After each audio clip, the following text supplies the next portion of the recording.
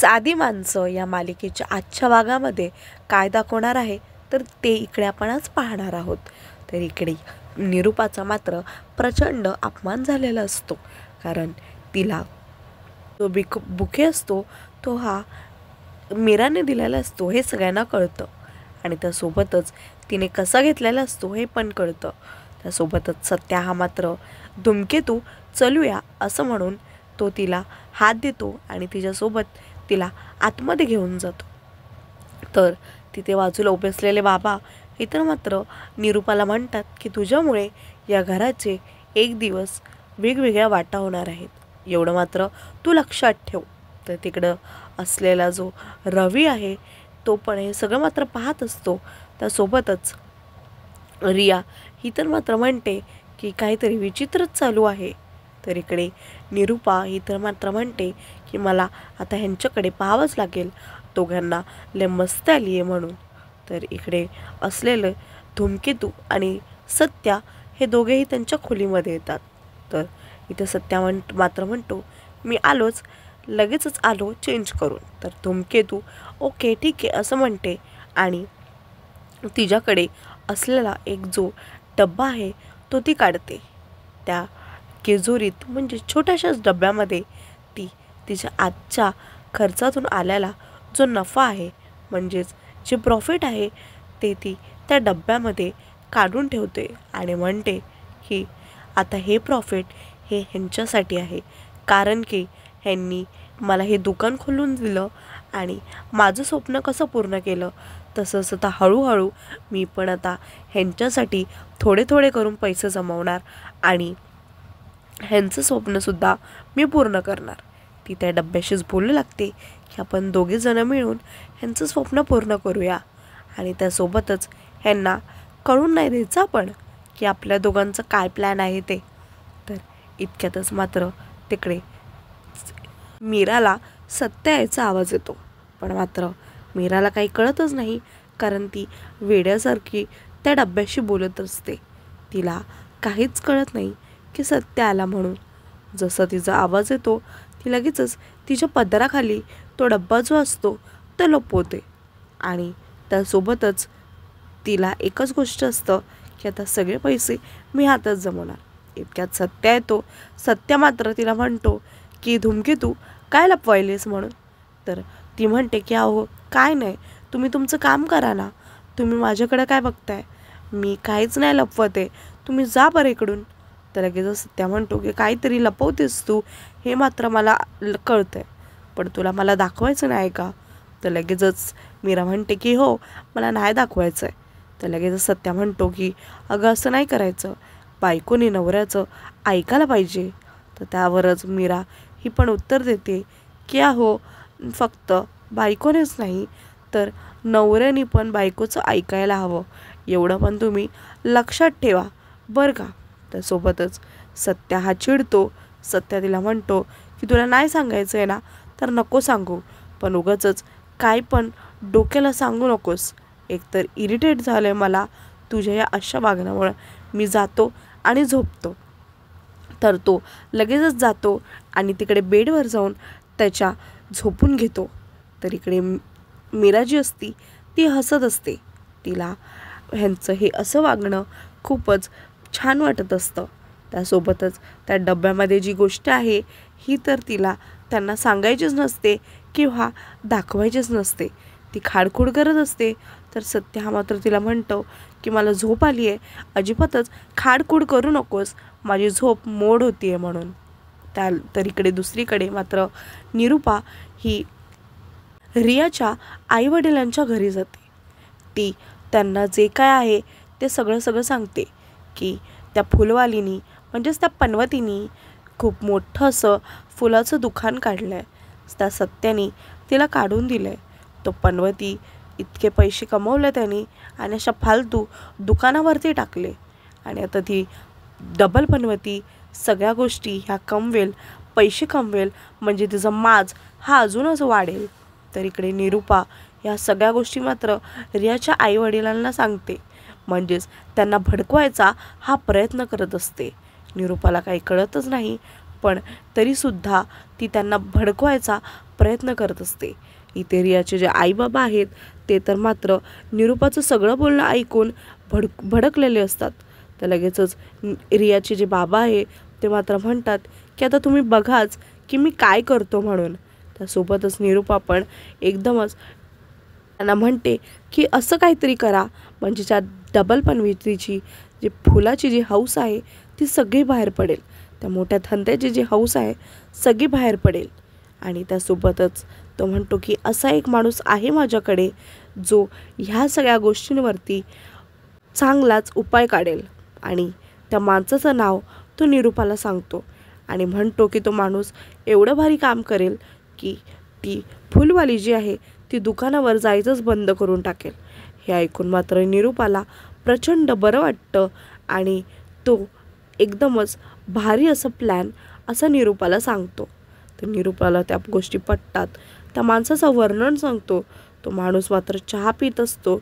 त्यासोबतच त्या माणसाचं प्रत्येक गोष्ट जी असते म्हणजेच नाक तोंडाने कसा आहे तो, काय आहे तो, हे पण सांगतंच. तर इकडे मात्र मीराच्या दुकानावरती आजी आलेली असते. आजी मात्र तिला खूप अशी मदत करत असते. तिला फुलं बांधायला मदत करत असते. सगळ्या गोष्टी करायला ती तिला मदत करत असते. त्यावरच इतके सारे कस्टमर असतात जे तिथून फूल घेऊन जातात.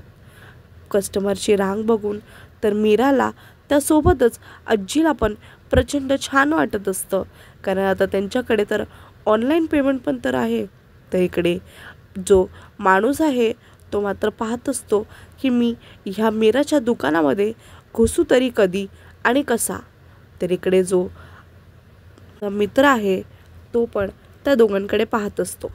इथे मात्र आजी ही मीराला म्हणत असते की अगं किती दमली आहेस तू, किती कामं करशील इथं, पण एकतर एवढ्या कामातून तुला कधी स्वतःसाठी वेळ भेटणार आहे हे पण मला कळेना झाले. तर लगेचच आजीला मीरा म्हणते की आजी हे तर माझं आवडीचं काम आहे, ह्याच्यामध्ये मला कसला त्रास होणार आहे. तर तिकडे असलेला जो माणूस आहे तो तर मात्र त्या दुकानाकडे एकटक पाहत असतो की कधी ती मीरा एकटी होणार आहे. ती मीरा एकटी झाली की लगेचच तिच्या दुकानात शिरायचं. तर इकडे मीरा जी आहे त्या आजीला फोर्स करते की तुम्ही घरी जावा बरं, तुम्हाला उगाचच इथे दगदग नको, इकडच्या सगळ्या गोष्टी ह्या मी बघून घेईल म्हणून. तर लगेचच जसं त्या माणसाला दिसतं की मीरा ही एकटी आहे दुकानात, तर तो माणूस पुढचा मागचा कुठलाही विचार न करता लगेचच त्या दुकानामध्ये जाऊन पोचतो. त्यासोबतच मीरा ही तर मात्र तिची पाठ दुखत असते म्हणून ती तिची कंबर हे करत असते. इतक्यातच ती जेव्हा ते करत असते तेवढ्यातच ते दोघंही माणसं तिच्या दुकानात पोचतात. त्यासोबतच ती म्हणते की बोला काय पाहिजे म्हणून. तर ते खूप विचित्र आणि घाण अशा पद्धतीने बोलतात की तू हवी आहेस म्हणून. त्यासोबतच मीरा ही मात्र काय असं त्यांना प्रश्न विचारते, तर ती काय नाही असं म्हणतात. तर तो म्हणतो की फुलं हवेत आणि खूप छान असे फुलं हवेत. खूप घाणेरड्या नजरेने तो तिला पाहत असतो, पण मात्र तिला त्या सगळ्या गोष्टी कळतात, पण ती काही बोलू शकत नाही कारण तेव्हा तो माणूस तिचा कस्टमर बनून आलेला असतो. तर लगेचच तो म्हणतो की छान अशी मोगरा द्या म्हणून, मोगऱ्याची जास्त गरज आहे मला असं म्हणत असतो आणि म्हणतो की डब्यात बांधून द्या असं नको मला. तर लगेचच ही जी मीरा आहे ती कागदामध्ये बांधून ती सगळे मोगरे वगैरे देत असते.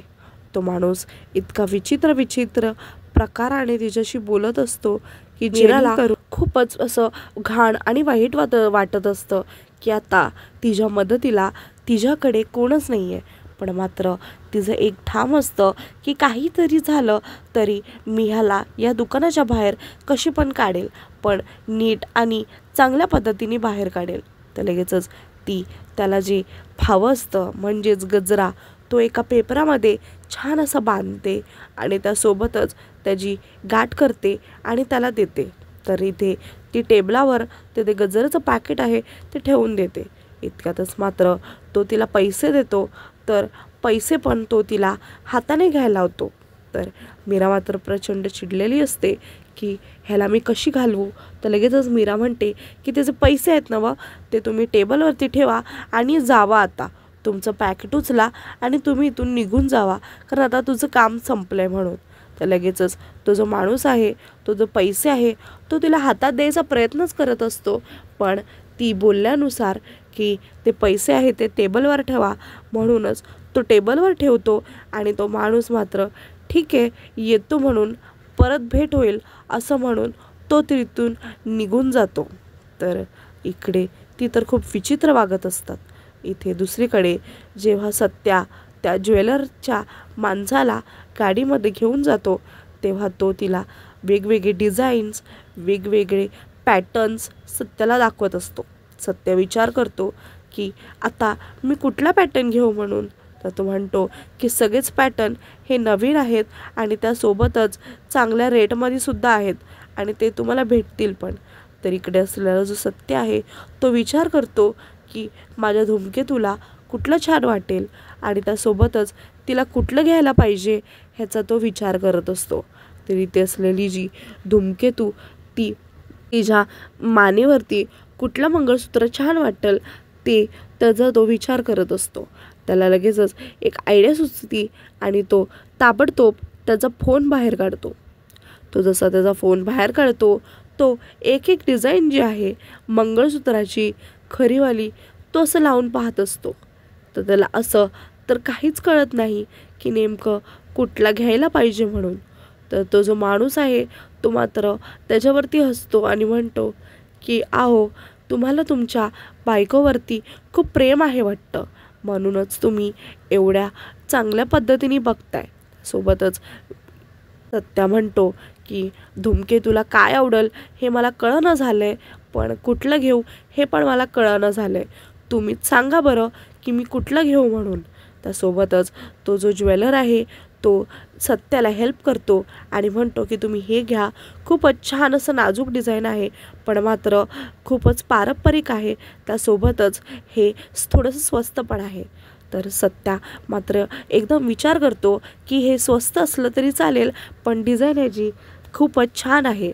त्यासोबतच तो म्हणतो की ठरलं आता ह्या दसऱ्याला मी माझ्या धूमकेतूला हेच गिफ्ट करणार, ते पण फुल कॅश प्राईजवरती. आणि त्याला प्रचंड आनंद होतो की आता माझ्या धूमकेतूच्या गळ्यामध्ये मंगळसूत्र राहणार. तर तो जो ज्वेलर्स आहे तो तर त्याला म्हणतो की तुमच्या धूमकेतूचं पण तुमच्यावर तितकंच प्रेम आहे का. तर सत्या हो म्हणून असं उत्तर देतो आणि म्हणतो की माझी जी धूमकेतू आहे ती जगात भारी आहे, तिच्यासारखं कोणीच नाही. आणि त्याच्या गळ्यावरची जी चेन आहे तो ते फिरवतो आणि त्यासोबतच तो जो ज्वेलर्स आहे तो तर त्याला मात्र पाहतच असतो. इकडे मात्र दुसरीकडे धूमकेतू ही कुठलाही टाईम वेस्ट न करता सत्याला फोन लावते. त्यासोबतच त्याला फोन लावून बोलते की आहो कुठे आहात तुम्ही, मला तुमच्याशी जरा बोलायचं होतं. त्यासोबतच तो म्हणतो की गाडीवरच आहे मी, काय झालं बोल पटकनी. तर धूमकेतू ही जी दुकानात घडलेली सगळा जो प्रकार आहे तो सत्याला सांगत लागते. सत्याला सांगत असते की मला खरंच काहीतरी असं वेगळं विचित्र वाटलं, ते खूप घाण आणि वाईट नजरेने माझ्याकडे पाहत होते, जे की खूपच घाण होतं. तर सत्या म्हणतो की अगं धूमकेतू तू कशाला काळजी घेतीस, अख्ख्या सांगलीमध्ये जाऊन सांगायचं की तू सत्या दादाची बायको आहेस म्हणून, तुला कोणी हात पण लावणार नाही, एवढं मात्र तू लक्षात ठेव. लगेचच ही जी मीरा आहे ती म्हणते की माझा नवरा खरंच एवढा भारी आहे का, ह्याच्यावरती तर माझा विश्वासच बसत नाही आहे. तर सत्या मात्र चिडतो आणि म्हणतो की धूमकेतू तुझा खरंच तुझ्या नवऱ्यावरती विश्वास नाही आहे का, की मी खरंच अख्ख्या सांगलीमध्ये फेमस आहे म्हणून. तर लगेचच मीरा म्हणते की अहो तसं नाही हो, मी मस्करी करते तुमची. त्यासोबतच मीरा ही मात्र म्हणते की तुम्ही जेवलात का. तर तो म्हणतो की नाही मी जेवेल आता. त्यासोबतच सत्याला हा मीरालाच बोलतो की अगं तू जेवलीस का. तर ती हो असं म्हणते. तर लगेचच मीरा ही मात्र ओळखू लागते की सत्याला हा जो राग आला आहे तर त्याला पण कळतं की धूमकेतूला मात्र माझ्या मनातल्या सगळ्या गोष्टी कळतात. तो हसला की कळतं, तो रडला की कळतं, सगळ्या गोष्टी धूमकेतूला हे मात्र कळलेलेच असतात. तर सत्या हा शॉकमध्ये असतो की धूमकेतू, तुला माझ्या मनामध्ये चालू असलेला किंवा मी काय काय करतोय ह्या सगळ्या गोष्टी मात्र तुला कशा माहिती असतात आणि तू कशा हँडल करू शकतेस, एवढं विचित्र आहे, कसं काय होऊ शकतं. तर लगेचच सत्या म्हणतो की आता आपण थोड्या वेळानंतर बोलूया, कारण की मला माझ्या एका कस्टमरचा कॉल येतो आहे आणि मला तो कॉल उचलायला हवा. धूमकेतू, तसं काय लागलं तर तुम्हाला 0 मिनिटात कॉल करायचा, मी लगेच येऊन तिकडे हजर होईल. पण आता मला हा कस्टमरचा कॉल घ्यायचा गरजेचा आहे. मी लगेचच हा कॉल घेतो आणि मी नंतर तुझ्याशी भेटतो, मी नंतर तुला फोन करतो. त्यासोबतच मीरा म्हणते की हो ठीक आहे, चालेल, काही हरकत नाही, पण तुम्ही नीट सांभाळून गाडी चालवा. तर त्यासोबतच मीराही मात्र तिच्या ज्या खुर्चीवर आहे तिकडे जाऊन बसते आणि म्हणते की काळजी घ्या तुमची आणि वेळेवर जेवून घ्या आणि अजिबातच कुठे पण टाईम वेस्ट करू नका. त्यासोबतच सत्या म्हणतो की अगं हो गं बाई, तू माझी किती काळजी घेशील अजून, मला हेच कळत नाही आहे, तू माझी मग फक्त आई झाली आहेस. तर हे बोलून मात्र मीराही मात्र म्हणते की आता हसू नका माझ्यावरती. तर सत्या म्हणतो की धूमकेतू, तू लय भारी आहेस, तुला सगळ्या गोष्टी ह्या माझ्या कशा कळतात हेच मला आता कळणं झालं आहे. त्यासोबतच मीरा म्हणते की आहो, तुम्ही माझे आहो आहात ना, तर तुमच्यातला 1% तरी गुण हा माझ्यामध्ये यायलाच आहोत, कारण तुम्ही जादूगर आहात, तर मला पण थोडीशी अशी जादू यायलाच पाहिजे ना. तर इतक्यातच सत्या हा मात्र सगळ्या गोष्टी ऐकत असतो आणि म्हणतो की अहो काय झालं तुम्हाला. त्या म्हणतो की मला हा फोन ठेवायला लागतोय, कारण मला आता तो कस्टमर जो आहे तो सारखा फोन करतोय आणि मला आता त्याचा जो फोन आहे तो घ्यावाच लागेल, माझ्याकडे दुसरा ऑप्शन नाही आहे म्हणून. तर लगेचच त्या मात्र म्हणतो की चल धूमकेतू, आता मी खरंच फोन ठेवतो, नाही तर तो कस्टमर मला फोन करून करून येडा करून टाकेल. तर धूमकेतू ही मात्र हसते आणि मात्र म्हणते की हो ठीक आहे, चालेल, ठेवा तुम्ही फोन आणि काळजी घ्या स्वतःची, मी पण इथे आहे म्हणून तुम्हाला कधी काय वाटलं तर लगेच मला ताबडतोब फोन करा. तर त्यावर सत्या ठीक आहे असं म्हणतो आणि चालेल असं म्हणून तो लगेचच फोन हा जो आहे तो ठेवून देतो. सत्याला मात्र हा फोन ठेवायचा नसतो, पण कस्टमरचा कॉल उचलणं त्याच्यासाठी खूपच गरजेचं असतं आणि त्यासोबतच मीरा हे जे काय सांगते हे पण त्याला ऐकायचं असतं आणि त्याला ऐकून खूपच भारी वाटत असतं. तर लगेचच जसं तो फोन ठेवतो तसं तो गाडीच्या समोर पाहतो की कोणीतरी बसलं आहे आणि कोणीही नसून तिकडे पंकजच आहे असा त्याला डाऊट असतो. म्हणूनच इकडे असलेला जो पंकज आहे तो त्याच्या मित्राशी बोलत असतो की आज मुश्किलने मला घरातून मम्माकडून 50 रुपये मिळालेत आणि त्यासोबतच पावभाजी खायचं काय म्हणतोयस तू, इथे आता 50 रुपयामधले ते पण आता चहासाठी पैसे राहतील, म्हणजेच राहिले किती आणि ह्याच्यामध्ये कशी पावभाजी येणार आहे. तर लगेचच तिथं असलेला जो सत्य आहे तो तर मात्र विचार करत जो त्याच्याकडे तो ऑफिस येऊन पोचतो. तो त्याच्या सगळ्या बोलणं ऐकणारच जात असतो. तर तिथे हा जो पंकज आहे तो त्याच्या मित्राला बोलत असतो की आजही आपल्याला वडापावच खायला लागेल. तर इकडे मात्र पंकज सडनली बघतो तर सत्य असतो आणि तो त्याला पाहून मात्र डचकून जातो आणि त्यासोबतच आजचा भाग हा इथे संपतो.